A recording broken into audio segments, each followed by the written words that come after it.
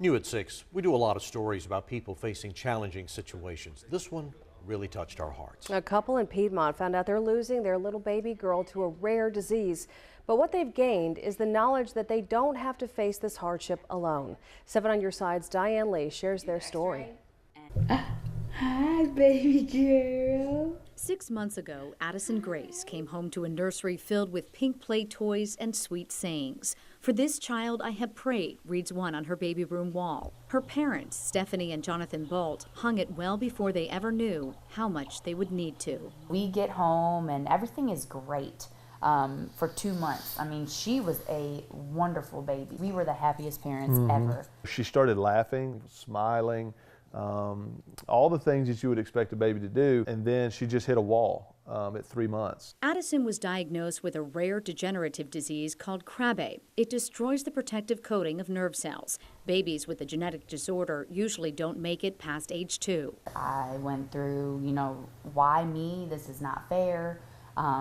But we do have an amazing God, and He put her in the right family for the right reason. I'm not going to get to stand at the front door and intimidate her boyfriend when he comes. That stuff's not going to get to happen. But what can happen is just getting to enjoy her. It's the little stuff. And with the little time they have left, the greatest hope of this Anderson school teacher is to stay at home to comfort her daughter. In the last 4 weeks, she's learned more than a parent should ever have to know about feeding and suction tubes, seizures, and motor loss. We love her, and she is amazing. And even though we're going through this tough time, God is surrounding us with so much strength.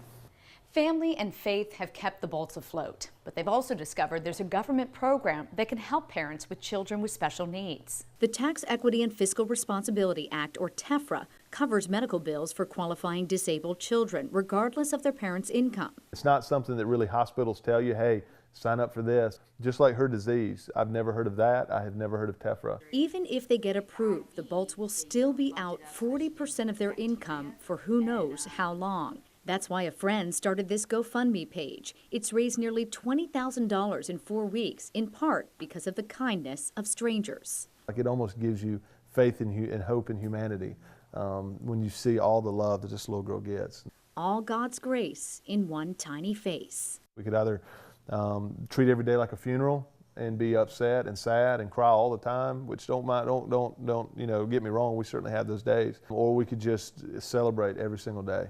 And when you're short on time but big on love, like this family of 3, celebrating every day is just what you do. In Piedmont, Diane Lee, 7 on Your Side.